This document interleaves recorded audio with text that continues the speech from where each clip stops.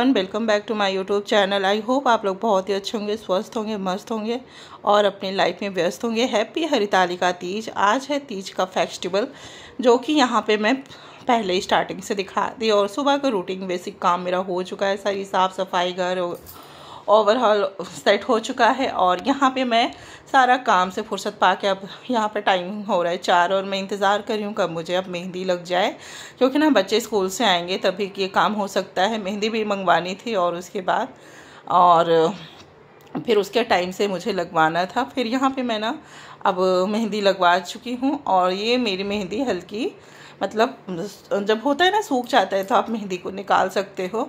और उसके बाद ना मैं चली गई मार्केट में चाय पानी नाश्ता बना के, क्योंकि ना बारिश भी इतनी झमाझम की हो रही थी ना, मुझे लगा अब कल तो भगवान पूजा है और आज मेरी ये हालत है कि मैं जा नहीं पा रही हूँ पूजा का सामान लाने।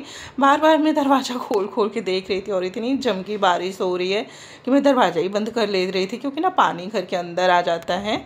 तो फिर मन में भी लग रहा था भगवान मैं कैसे करूँगी, कोई काम नहीं हो पाया। और ये रही मेरी मेहंदी। और यहाँ पे ये कलर आया है अभी मेरी मेहंदी का, क्योंकि जब क्रैक हो जाता है ना तो मैं इसे तेल लगा के निकाल देती हूँ, तब ये मेहंदी चढ़ जाती है। तो फिर यहाँ पे अभी मैंने पानी नहीं लगाया है। और उसके बाद फिर चलते हैं सामान ऑर्डर कर लेते हैं, क्योंकि ना कल के लिए मुझे इतना सारा सामान चाहिए था। और फिर ये सामान मैंने ना ऑर्डर कर लिया था, क्योंकि मार्केट गई ना तो हर तरफ बारिश इतनी थी, जो दुकानें खुली थी ना बस वही सामान मुझे मिल पाया था। फूल वूल वाले सब हट गए थे, क्योंकि वो ओपन मार्केट में रहते हैं तो वो नहीं टिक सकते हैं। तो जो दुकानें बंद हो चुकी हैं तो उसमें हम कुछ नहीं कर सकते हैं। जो मुझे मिला मैं वो सामान लेके आई। और उसके बाद फिर मैं खाना बनाई। खाना बना के हम लोग फिर वही रूटीन का काम हुआ। उसके बाद ये है नेक्स्ट डे। और सुनाई दे रहा था ना आज का टाइमिंग बहुत मतलब अपोजिट था। 12 बजे के पहले 1 बजे के पहले पूजा कर लेना था, तो इतनी हड़बड़ हो गई ना, तो मन कर रहा था बस पूजा कर लूँ, सूट ना करूँ। लेकिन होता है ना जब हम जो चीज़ें करने लगते हैं ना तो उसकी एक हैबिट हो जाती है, तो हम उसको ना करें ऐसा हो ही नहीं सकता है।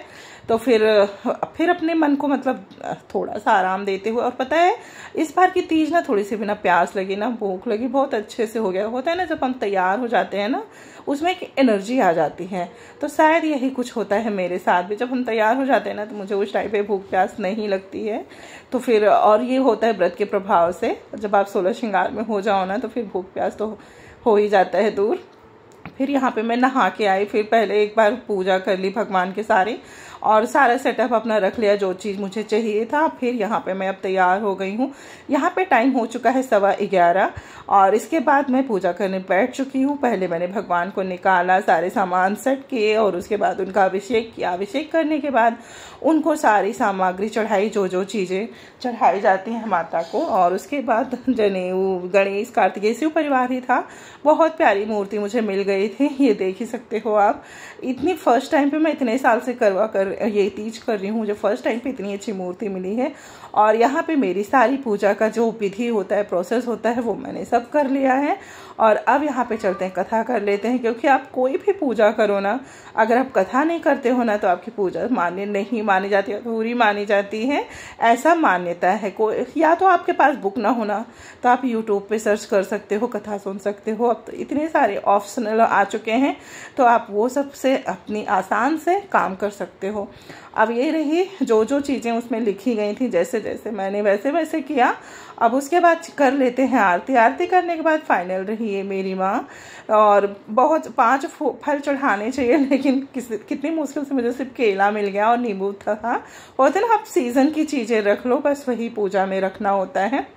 लौंग, इलायची, फ्रूट और फल में मतलब जो हम मिठाई लेने जाते थे ना वहाँ पे भी एकदम घुटने तक पानी भरे थे, सारी दुकानें बंद हो चुकी थी।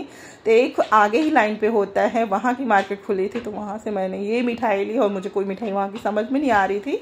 और फिर पूजा करने के बाद फिर से मैंने पूरा श्रृंगार किया, क्योंकि ना इतना टाइम नहीं था, टाइम के अंदर मुझे पूजा करनी थी। तो मैंने कहा चलो इतने टाइम तैयार होते हैं, शाम के टाइम का जो पूजा प्रोसेस होता है उसके लिए रेडी रहेंगे। तो फिर वहाँ से आने के बाद मैंने फिर से पूजा करने के बाद यहाँ पे मैं फिर से अपना पूरा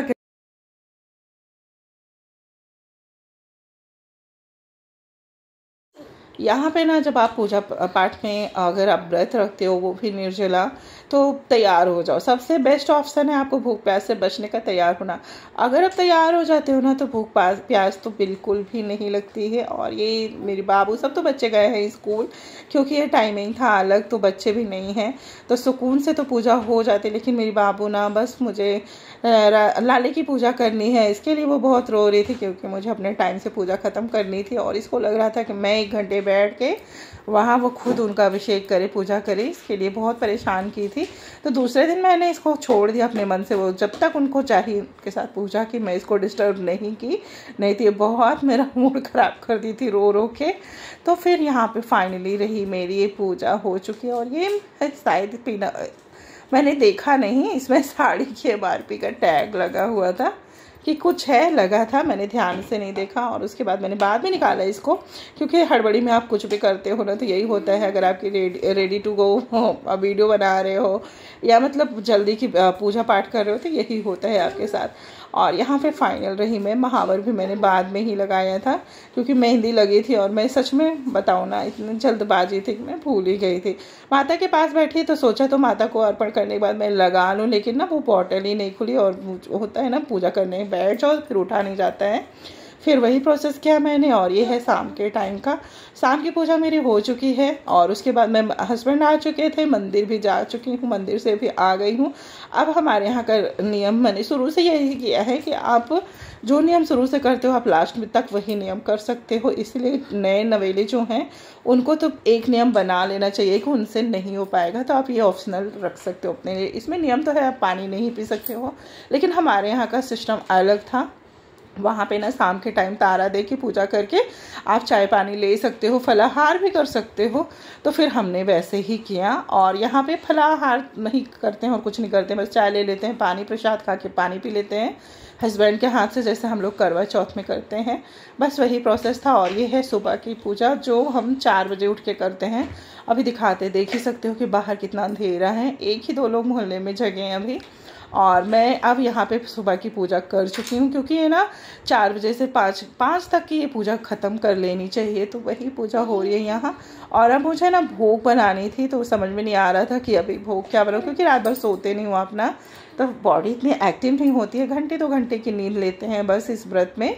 और करवा में तो आपको बहुत आराम मिल जाता है, लेकिन तीज उससे भी ज़्यादा टफ है। और कुछ जगह तो होते हैं 12 मतलब 24 घंटे पानी नहीं पीते, सुबह के टाइम पीते हैं, तो उनके लिए तो और ज़्यादा हार्ड है, क्योंकि हम लोग तो पानी पी सकते हैं।